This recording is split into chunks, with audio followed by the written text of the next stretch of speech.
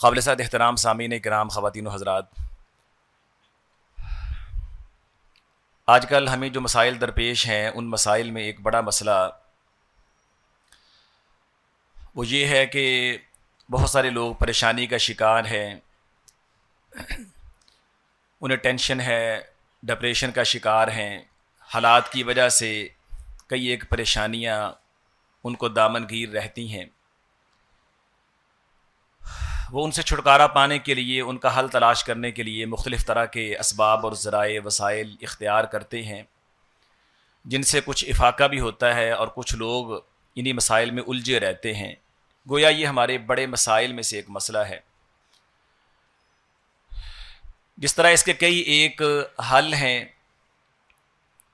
اسی طرح ایک حل جو میرے پیش نظر ہے وہ میں آپ سے شیئر کرنا چاہ رہا ہوں۔ اگر ہم اس پہ عمل کریں تو بڑا آسان اور سادہ ہے، یقیناً ہم اس سے آسودگی پا سکتے ہیں، خوشحالی کی طرف آ سکتے ہیں، ٹینشن، ڈپریشن، پریشانی سے ہم نجات پا سکتے ہیں۔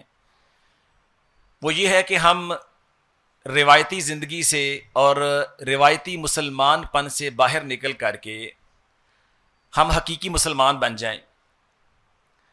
ہم نبی کریم صلی اللہ علیہ وآلہ وسلم سے حقیقی محبت اور پیار کا اظہار کریں۔ ہم اپنا تعلق آپ کی سیرت اور آپ کی احادیث کے ساتھ جوڑ دیں۔ ہم اپنے وقت کا ایک بڑا حصہ جو ہے نبی کریم صلی اللہ علیہ وآلہ وسلم کی سیرت طیبہ کو سمجھنے، سمجھانے، آپ کی احادیث کو پڑھنے، پڑھانے، ان کی نشر و اشاعت اور تبلیغ میں اگر لگائیں تو یہ ایک بڑا حل ہے جو انسان کو آسودگی عطا کرتا ہے، پریشانی سے نجات دیتا ہے، انسان کو وسعت اور فراخی عطا کرتا ہے۔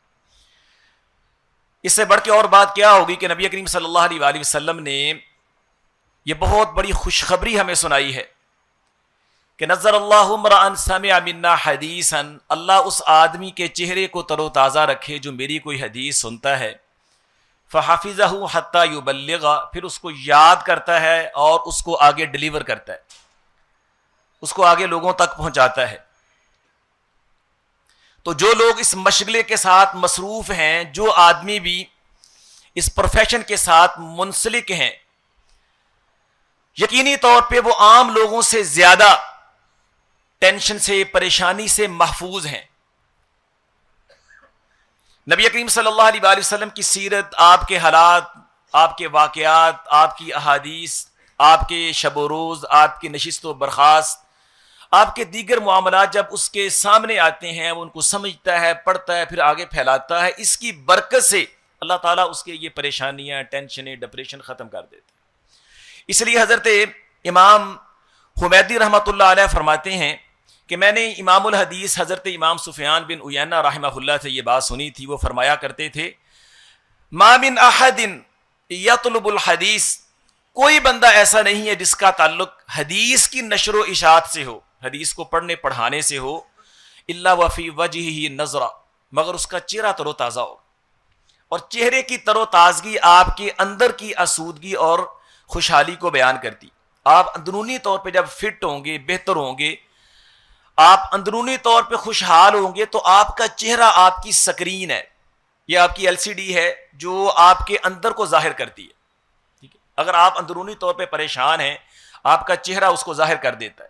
ٹھیک ہے، آپ کے چہرے پہ وہ پریشانی کے آثار ظاہر ہوں گے۔ اگر آپ اندر سے خوش ہیں، خوشحال ہیں، تو وہ چہرے سے، چہرے کی رونق، تازگی وہ بتائے گی کہ یہ بندہ خوشحال ہے۔ ٹھیک ہے، تو جب بندہ اندر سے خوشحال ہے تو وہ باہر سے خوشحال ہوگا۔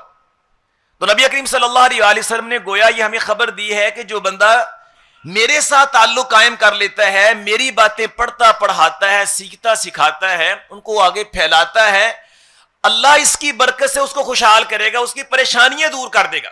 وہ اندرونی طور پہ بھی خوشحال ہوگا اور بیرونی طور پہ بھی خوشحال ہوگا۔ اگر آپ نے کبھی اس کا مشاہدہ کرنا ہو تو آپ مساجد اور مدارس سے وابستہ لوگوں کو دیکھ سکتے ہیں، وہ بیچارے یعنی کہ کچھ زیادہ ان کی انکم نہیں ہوتی ہے، تنخواہ نہیں ہوتی ہے، ٹھیک ہے، اتنے مہنگائی کے دور کے اندر بھی وہ معمولی وظیفے پہ گزارا کرتے ہیں اور زیادہ تر اپنی تقدیر اور قسمت پہ صابر اور شاکر ہیں۔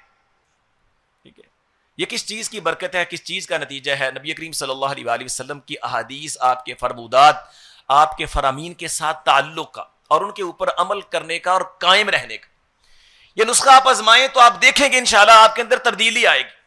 یہ جو بعض اوقات آپ خوشحال ہونے کے باوجود پریشان ہوتے ہیں اور آپ اپنے آپ کو تنہا محسوس کرتے ہیں, وحشت آتی ہے آپ کو دنیا سے, اس کا بڑا حل, بہت خوبصورت علاج یہ ہے کہ آپ اپنی سرگرمیاں, ایکٹیویٹیز, ان کا رخ چینج کریں, ان کو سیرت کی طرف, احادیث کی طرف پھیریں, پھر یہ وحشتیں اور پھر یہ اس طرح کے مسائل آپ کے ختم ہو جائیں گے.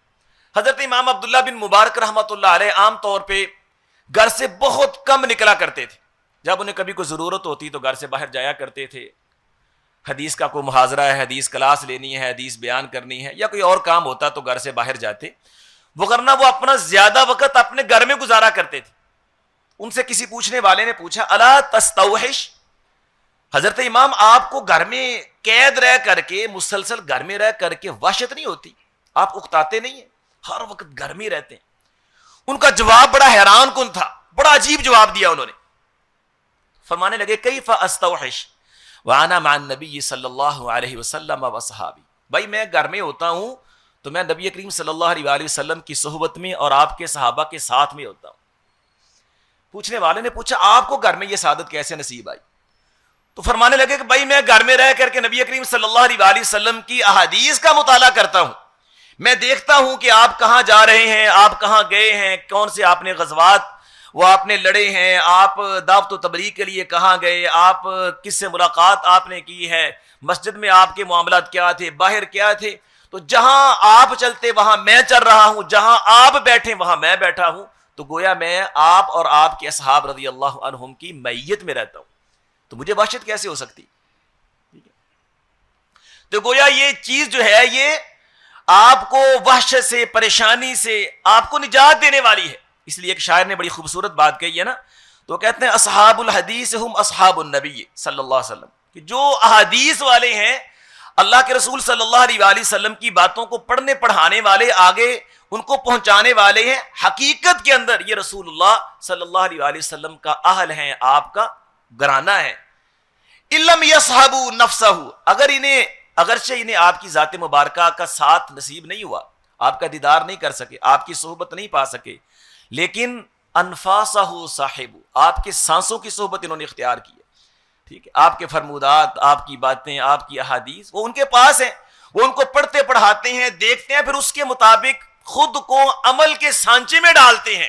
ٹھیک ہے, اس سے ان کی کایا پلٹ جاتی ہے, تبدیلی آتی ہے, ان کو ایک طرح کی فرد کا احساس ہوتا ہے, تازگی ملتی ہے, سرور میسر آتا ہے ان کو, ان کی وحشتیں, ٹینشنیں, ڈپریشن, پریشانیاں ختم ہو جاتی ہیں.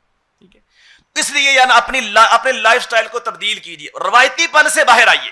ٹھیک ہے, اور یہ فیس بک, ٹویٹر, یوٹیوب اور اس طرح کی مختلف سائٹس آپ کو میسر ہیں, اور ہر وقت آپ کی انگلی اور آپ کا حرکت جو ہے وہ آگے پیچھے کرنے میں متحرک رہتا ہے. اس کو ذرا کنٹرول کریں, اور اپنے گھر کے اندر حدیث کی کتاب رکھیں, سیرت کی کتاب رکھیں, پھر پڑھیں احادیث, اور پھر ایسی آنکھیں بند کر کے فارورڈ نہ کریں, علماء سے رابطہ بنائیں, پہلے احادیث کی تحقیق کریں.